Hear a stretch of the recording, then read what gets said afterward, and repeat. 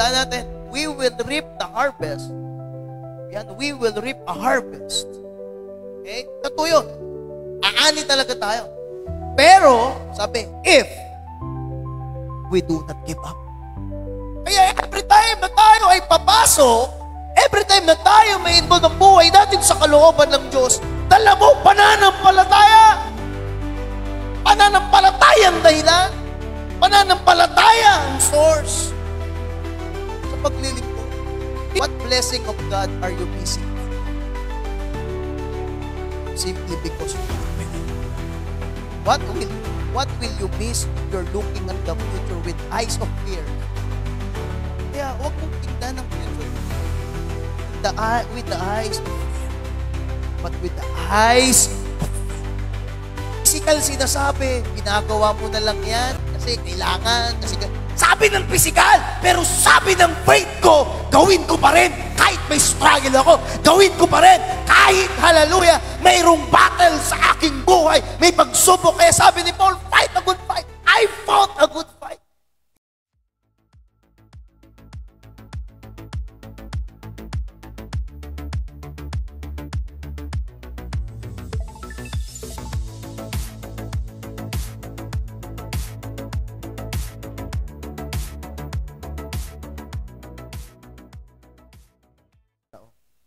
Galatians chapter 6 verse 9. Sabi diyan, let us not become weary in doing good. For at the proper time, we will reap a harvest if we do not give up. Tandaan natin, we will reap the harvest. Yan, we will reap a harvest. Okay? Totoo yun. Aani talaga tayo. Pero, sabi, if we do not give up. Pag gumip up ka, di ka ani. Diba? Kasi kung aani din yung mga gumip up, eh dapat tanggalin na lang yan sa Galatians. Diba? Kaya sabi, huwag ka mapagod. Kasi bakit? Kasi maraming napapagod. Mas maraming napapagod eh. Kasi nagpapatuloy. Diba? Kaya sabi, huwag ka mapagod sa paggawa ng kalooban ng Diyos. Tandaan mo, lahat ng ating ginagawa sa Panginoon nating Ama, sa Diyos nating Ama sa langit, natin yan ginagawa. Hindi mo sa akin yan ginawa. Hindi kahit kanino, hindi sa church mo yan ginawa. Kung nagtatapat ka, naglilingkod ka, hallelujah talagang, hallelujah, piniplis mo ang Diyos sa iyong buhay, sa Kanya mo yan ginagawa. Hindi sa akin. Hindi mahalaga yung sa akin. Ang mahalaga sa Panginoon yan natin ginagawa. Kaya sabi yan, at the proper time, we will reap a harvest. Okay? O huwag nating putulin if we do not give up. Titigil. Dahil pag tumigil ka, yung pinaghirapan mo, anihin yan ng iba. Ha? Sabi mo sa katabi mo, huwag kang gi-give up. Kaya ang topic ko ngayon, the power of vision. Ito yung isang kapangyarihan ng Diyos na in-empower niya sa mga anak niya. For example, when Moses and the Israelites were on the border of Canaan, God wanted them to enter the promised land in faith. Yung papasok na ang bansang Israel kasama si Moses sa promised land. Ang gusto ni Lord, papasok kayo ng promised land. Na sa pamamagitan ng pananampalataya. Huwag kayong papasok sa promised land sa pamamagitan ng iyong nakikita.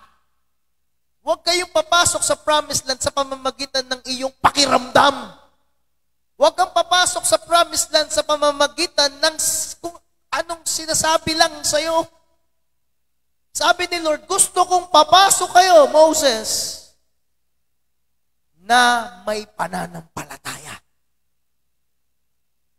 Sa pamamagitan ng pananampalataya, papasok kayo sa promised land. Bakit? Sabi doon, but most of the spies came back spreading fear about giants in the land. Ngayon, bago silang pumasok ng Canaan, ng Promised Land, sabi ng Diyos, mag-send ka ng 12 spies. Ano yun? Yung mag-search, mag-explore ng Canaan, ng Promised Land. Okay? At alam naman natin yan. Yan yung Asia, di ba? O Israel, yung mga katabi niya, Iran, magkakatabi. Yan yun eh. Sakop, napakalaki ng Canaan na yan. Napakalaking lupain. Di ba? Halos kalahati ng mapa sa kanila.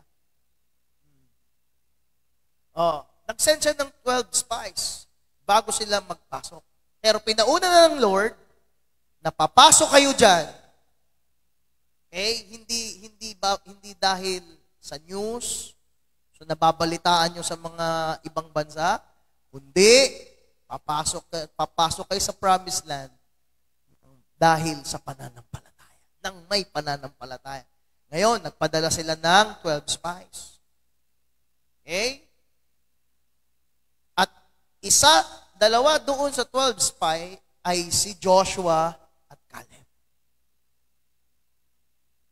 And told them they could defeat the giants. Okay? The Israelites sadly choose to believe the majority report of fear, not the minority report of faith. So, nung nag-send sila ng 12 spies, pagbalik, sabi nung 10, napakasagana, napakayaman ng lupain ng Kanaan, ng promise. Pinangako ng Diyos na napakasagana. Kaya lang, sabi niya nung 10, kaya lang ang mga nakatira doon, puro higante. Sabi pa nung isa, nakita ko parang tipaklong lang tayo doon sa mga higante. Sinabi na nga ng Diyos, bago sila pumasok kayo ng may pananampalataya. Hindi nakinig. Isipin mo yung isang pirasong ubas, 2 taong magbubuhat. Mga giants ba naman yung nakatira Okay? So, sa 12, 10 nagkaisa. Sabi nila, totoo. Sabi Moses, totoong sinabi ni Yahweh, totoong sabi mo, na masagana sa lahat ng bagay ang Kanaan. Kaya lang mga higante naman yung nakatira, di mo naman sinabi. Dapat sinabi mo yan, bago tayo lumabas ng Egypt, sinabi mo na, mga higante pa lang, sasakupin natin. Okay, anong nangyari? Nagkagulo. Ilang milyon ang mga Israelites lumabas sa Egypt? Halos nasa 2 milyon. Sipin mo gaano karaming 2 milyon. Napakarami. Yung 100,000 lang. Napakarami. Yung halos 2 milyon pa kaya na magreklamo sa'yo. Diba? Isa nga lang mag-post sa'yo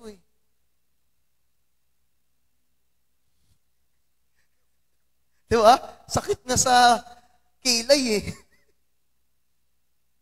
Yun, 2 milyon.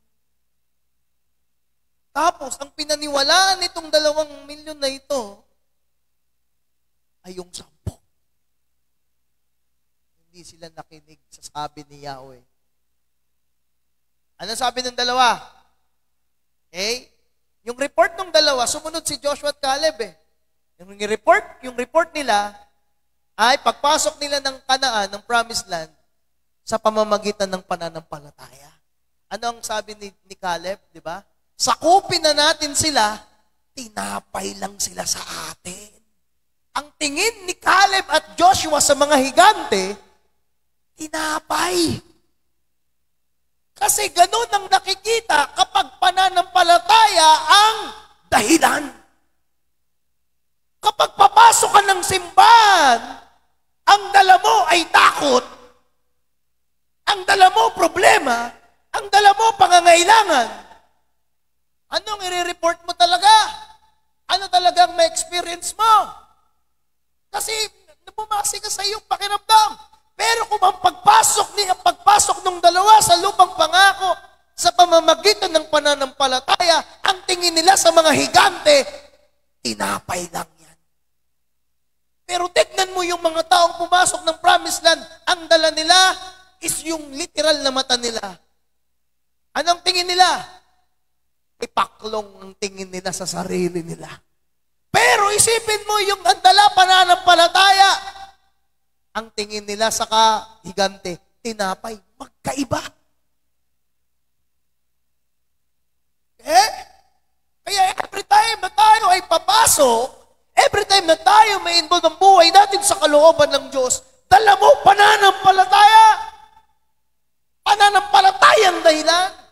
Pananampalataya ang source sa paglilingkod. Hindi yung tumigil ka kasi natisod ka sa iyong kasama.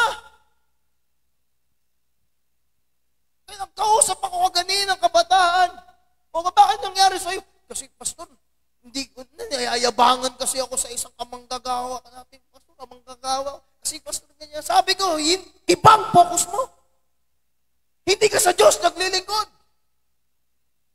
Yung kinasasamahan mo ng loob, ang saya ng paglilingkod niya, na natili sa simbahan, ikaw na masama ang loob, hindi na nagsisimba. Kasi hindi faith ang meron ka. Kundi tinitignan mo yung kahinaan ng kapatid mo. Lahat naman may kahinaan eh. Lahat may kapalpakan. Kung titignan mo, pukusan mo yung katitisuran, matitisod ka talaga. May inakay nga to si Paulo eh. Oh. Ang napagalitan ko si JC, yung akay ni Paulong natisod eh. Hindi pa ikaw yung pinagalitan, iba pa, ikaw pa yung natisod, yung pinagalitan na natilik. Ngayon, wala na. Tisod yata kay Angie. Ay. Oh. Diba? They didn't believe the promise of God. Kaya yung mga taong hindi faith ang dahilan, hindi sila naniniwala sa pangako ng Diyos. Hindi sila naniniwala. They didn't believe in the promise of God. As a result, anong naging result? Kasi hindi sila naniniwala sa pangako ng Diyos. Na pagpasok mo ng lupang pangako, dapat may pananampalataya ka. They all wandered and died in the desert over the next 40 years.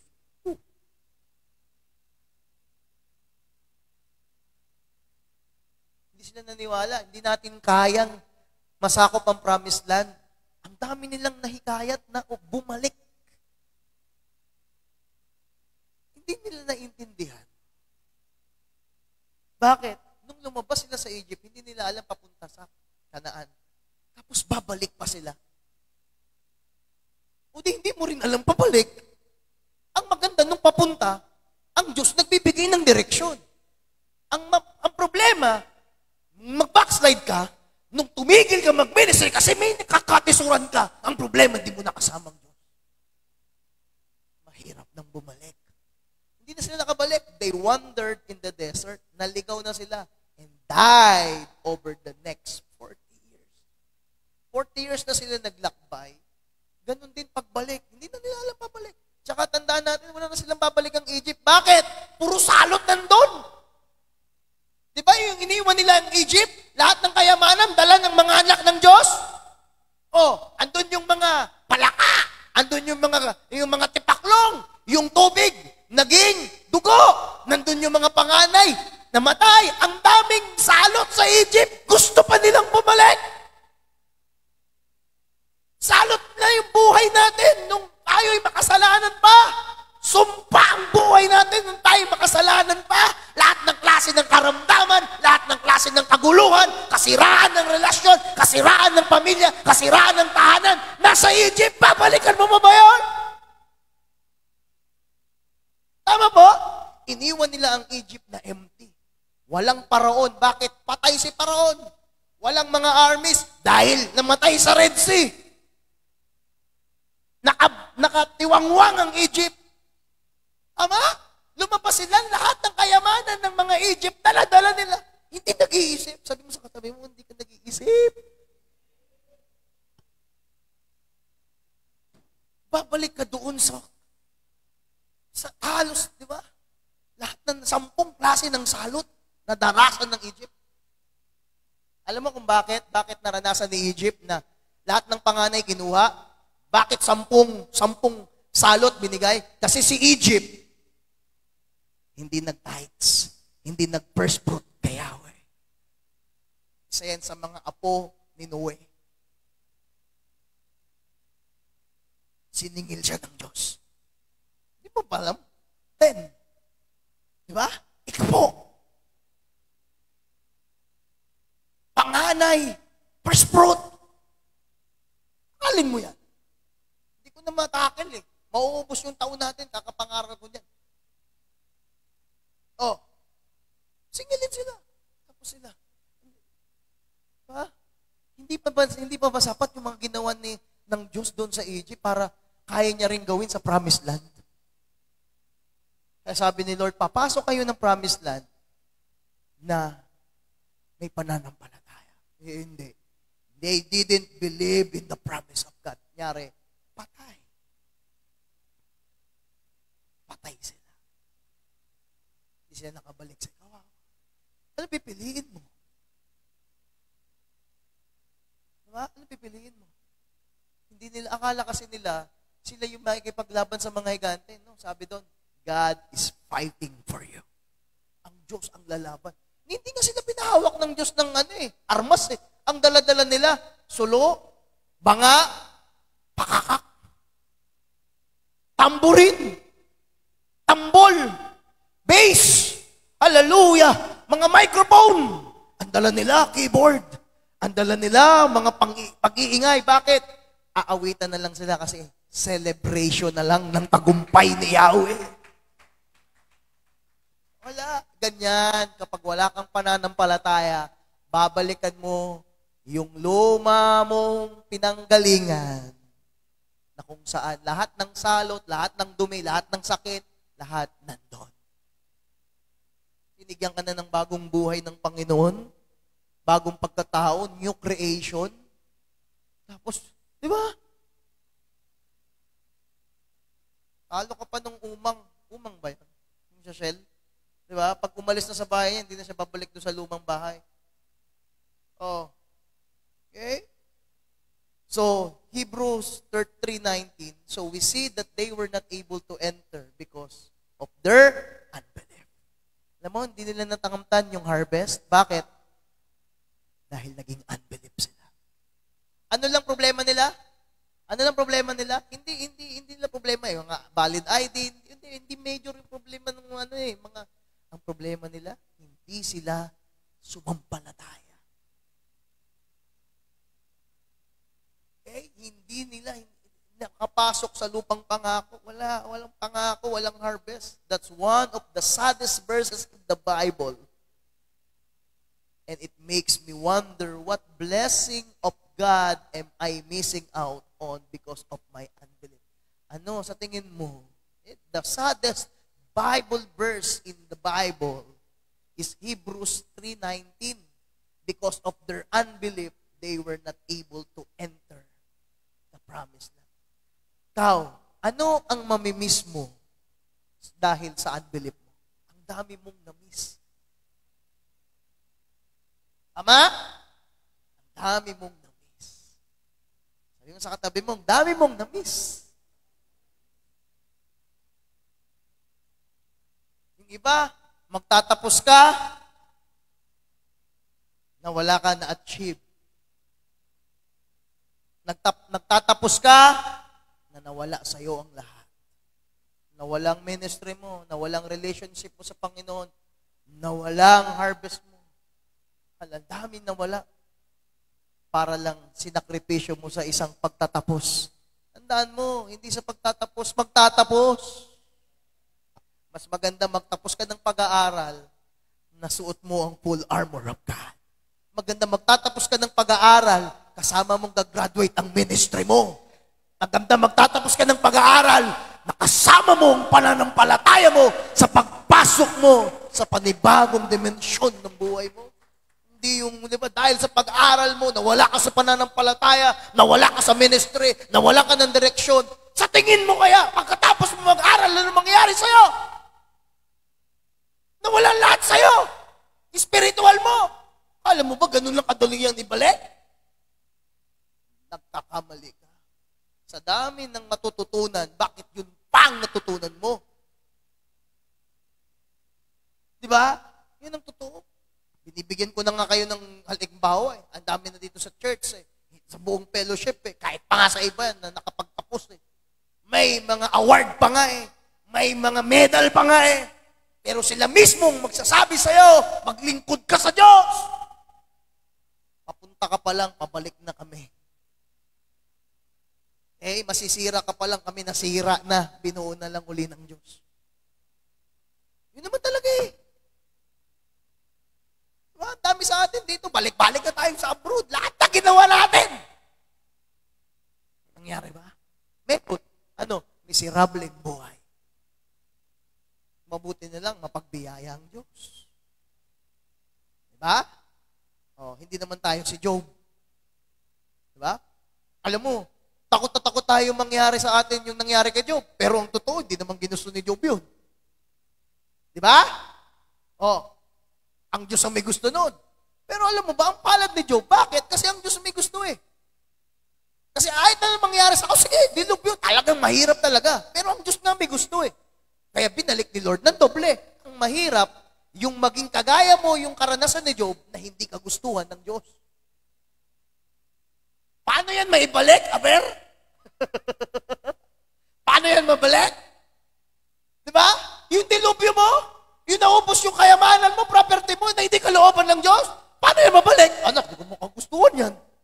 Buti yung kay Job, 7,000 na tupa, kagustuhan ng Diyos, binalik niya 14,000. Yung camel na 5,000, binalik niya 10,000. Yung donkeys na 500, ginawa niya 1,000. Yung mga servants, yung anak niya, ang mahirap, mawala yung anak mo na hindi kalooban ng Diyos. Ang mahirap, mawala yung asawa mo na hindi kalooban ng Diyos. Ang mahirap, iwan ka ng mga kaibigan mo na hindi kalooban ng Diyos. Mabuti pa si Job, naranasan niya yon, pero kalooban ng Diyos. Amen? Hallelujah.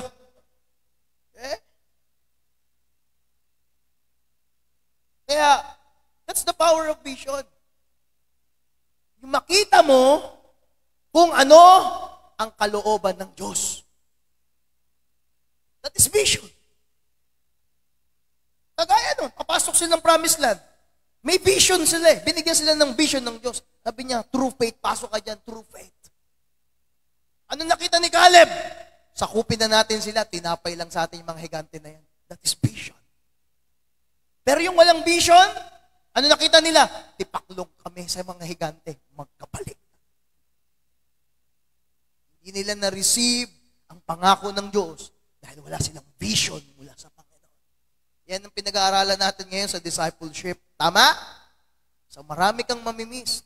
Sabi dyan, what blessing of God are you missing right now? Simply because you don't believe. What will you miss if you're looking at the future with eyes of fear, not faith?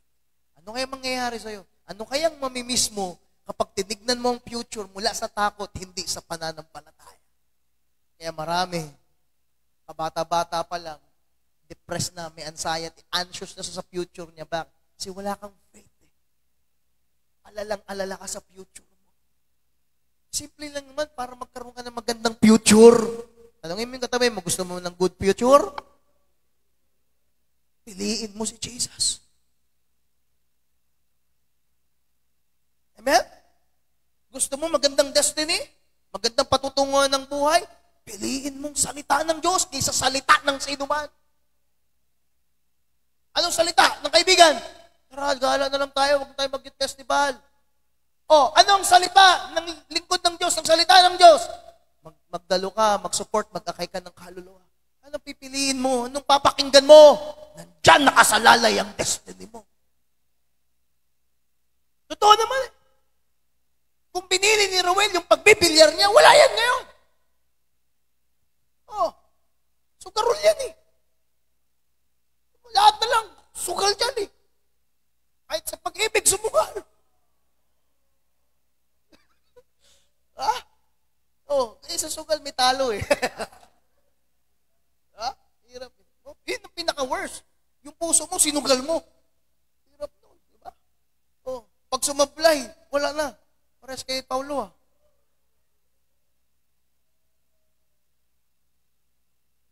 Eh, mahirap pag yung magkakapatid yung nagustuhan eh. Lahat ng disciple mo magkakabilas eh.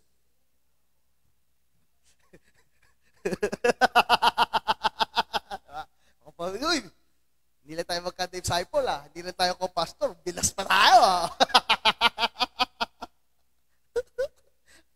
Binasa na kayo tatlo. Ngayon, binasa na.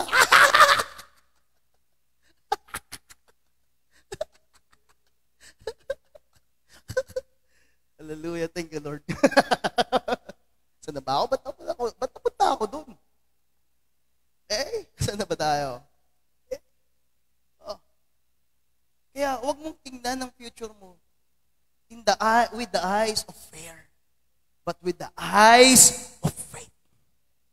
Amen? Huwag mo i-please tao. Lahat na lang i-please mo. Hindi, walang ganun. I-please mo ang Diyos. Kahit anong gusto mo, magustuhan ka ng tao, di ka magugustuhan yan.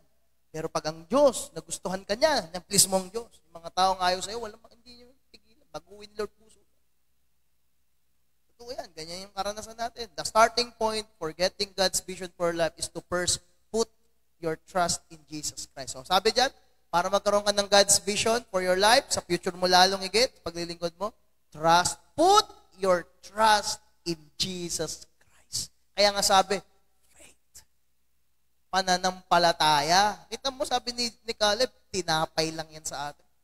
Sabi, nababaliw ka na ba, Caleb? Hindi. Hindi ako nababaliw. Totoo ito. Bakit? Faith yun eh. Yun ang sinasabi ng faith eh. So you need to ask God to put His Spirit into your life. It's the only way you ever be able to see with eyes of faith and get God's vision. Okay? You need to ask God. Ask Him. Lord, yung Holy Spirit, puspusin ako ng Holy Spirit. Paano ka mapuspus? Hindi ka nagsisimba. Kaya puspus ka ng kalungkutan. Puspus ka ng takot. Puspus ka ng chismis. Puspus ka ng katitisuran. Uya. Nainis talaga ako eh. Sabi ko, kung ayaw mo na sa Victory Church, edi magpaalaman na tayo. Lahat na lang ng membro ng disciple, lahat may tampo ka. Ang hirap eh. Tanungin mo, ikaw, may tampo ka sa amin? Wala po, pastor. Sinungaling! Kung sa membro, nagtampo ka, sa pastor pa kaya. Diba? May tampo kay Rowel eh. Oh, siyempre mo. Diba? Dapat talaga yung balyahin sa basketball. Diba? Oh, invite natin yung may mga sama ng loob. Invite natin. Naalala ko eh. Pastor Michael Garante, tagal yan na wala eh. Sama loob, invite sa basketball. Bumantay sa akin, balyahin ko nga. Sabi niya, tanggal yung sama na ng loob eh. Kaya bukas may mga sama ng loob. Balyahin ko talaga. May mga sama ng loob. Okay? Huwag mong pasahan ng bola, Nanoy. Nag-ready na si Nanay magbukaw eh. Sabi ng John 3:3, no one can see the kingdom of God unless they born again. Hindi ka magkaka-faith kung hindi ka ma-born again, kapatid. Okay? Where you're born physically, you get the sense of sight. When you're spiritually born again, you get a new set of spiritual eyes. Naintindihan? Kaya dapat, okay, yung makita mo, eyes of faith sa iyong future. Okay? Kaya, number one. 4 signs, okay, fear affecting your vision. 4 signs of fear affecting your vision. 4 na sintomas kapag na makaka-apekto sa ating vision. Okay, ano yun? Number 1. Ano yung unang sintomas na naapektuhan yung ating vision ng takot? Una, your sadness increases. Kapag nanguna ang takot kaysa sa pananampalataya, titindi yung kalungkutan mo. Alam mo, ang kalungkutan na yan, hindi pang pisikal. Kalooban. Kaluluwa. Your sadness increases. Depression can be caused by a lot of things, and it robs you of joy. Anong kukunin ng depression? Joy. It's joy. Joy is the presence of God. Ilalayo ka nito sa presensya ng church. Kagaya ito, nandito tayo. Nasa presensya ka ng church. Nasa presensya ka ng Diyos. Pero kapag napasok ka ng sadness, ilalayo ka niyan sa presensya ng Diyos.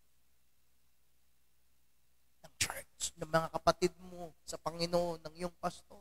Ang hirap mawalay sa presensya. Diba? I-increase yung sadness mo. If you feel sadness, pushing out your joy. Pag malungkot ka, syempre, ayaw mo, masaya. Pinupush out mo yung joy. Pinupush out mo yung joy. Killjoy ka nga eh. Killjoy. Kinikill mo yung joy. Pinupush out mo yung joy. Di ba? Yung joy, fruit of the Spirit yan eh. Di ba? Love, peace, and joy. Pinupush out mo. Ayoko maging masaya. Gusto ko malungkot lang. Bakit? Kasi punong-puno ka na ng takot. Eyes of fear na yung nakikita mo sa future mo. Kaya wala ka ng joy.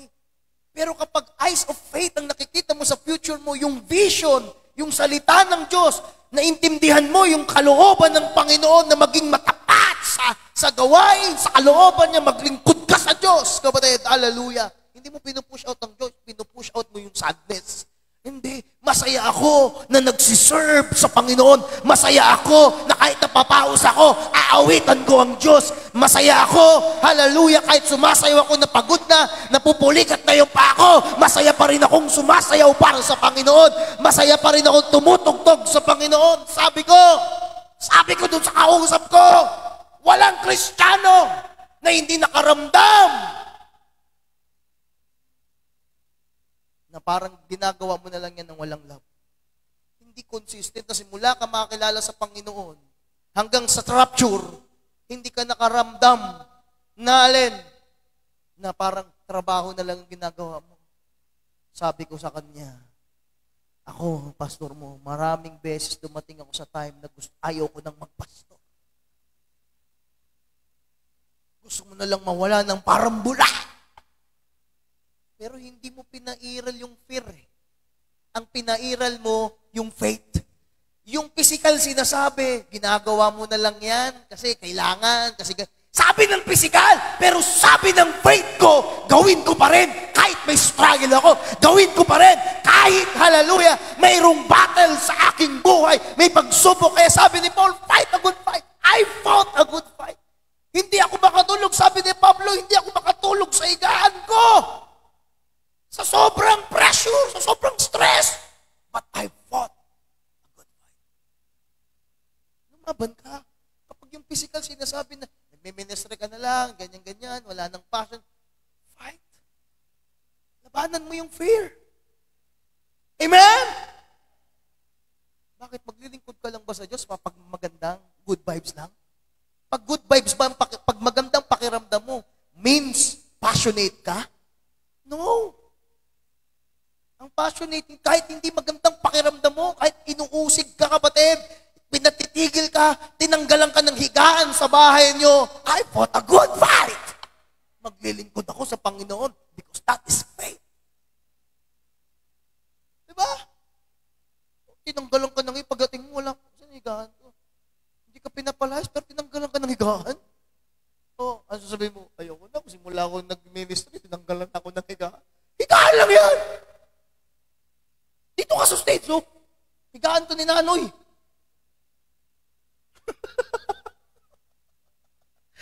Isang punta ako maaga. Wala si Nanoy, wala sa stage. Nandito!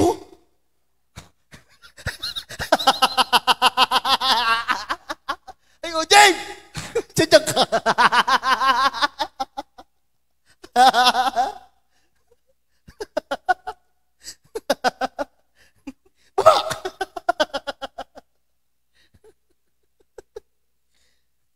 Saya ng gabi na to. Di ba? That is faith! Kuya, pakita mo lang na. Di ba? Kayo, di kayo sumusunod kay pastor. Nakakatisod kayo. Wow! Di ba? Hindi mo alam na God's power of permission. Di ba? Dami-dami pinakita, kay Judas pa pinakita. Ba't hindi nakita ni Peter yung nakita ni Judas? Ba't hindi nakita ni Jen yung nakita ni Judas? Ano nakita ni Judas? Di ba? Ang pangit na nakita niya kay Jesus. Natisod siya kay Jesus. Amen? Kaya nga niya pinento si Jesus eh. Nakita niya si Peter, natisod siya kay Peter. Di ba? Pinakita ni Lord kay Judas. Yung mga kahinaan, mga kasama niya. Eh kasi nga, Judas pala siya.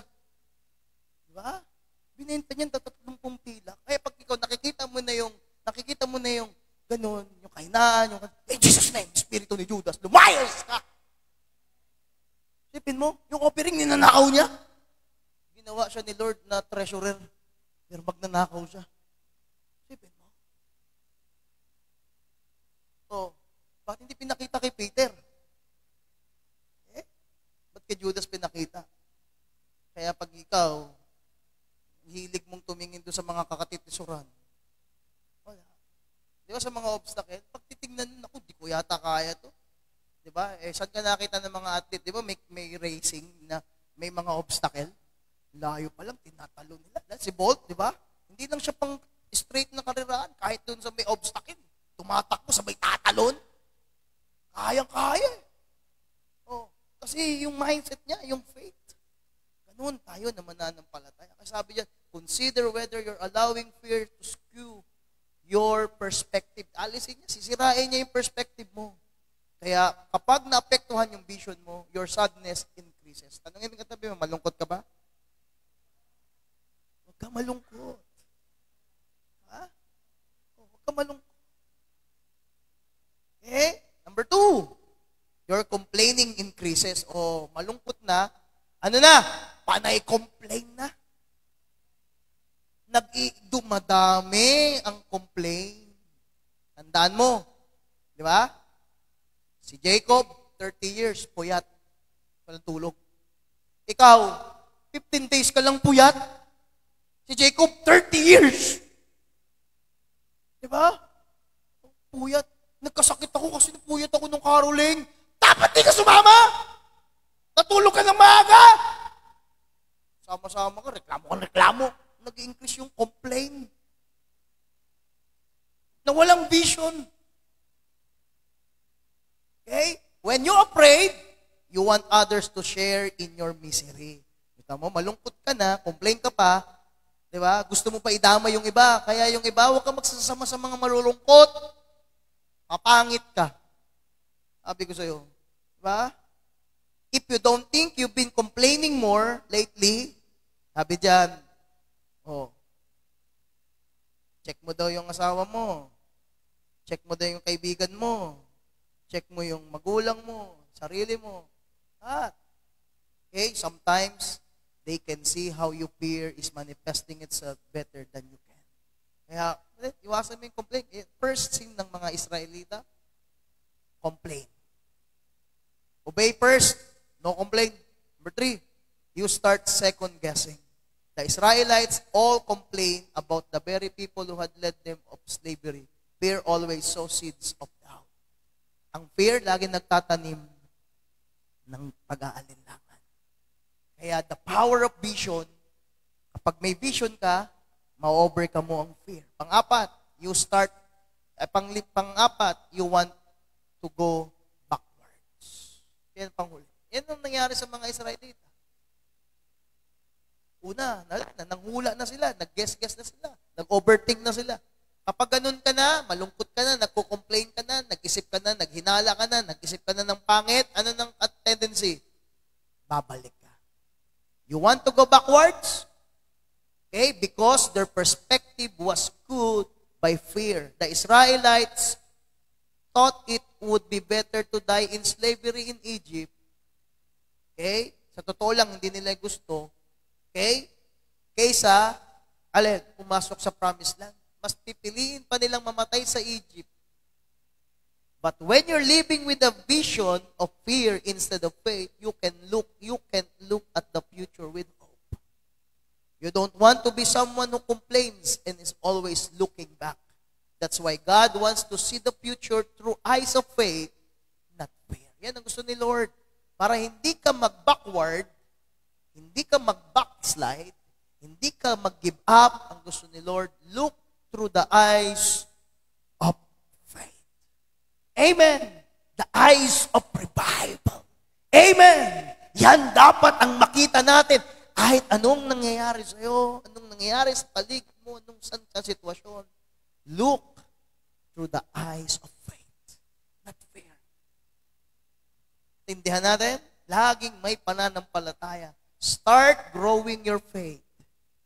Okay? By reserving intentional time with God and His Word. Philippians 4:19. And my God will meet all your needs according to the riches of His glory in Christ Jesus. The more you get to know God and His promises, the more purposefully, joyfully you will move towards your future. Amen. Ngayong taon, walang backwards.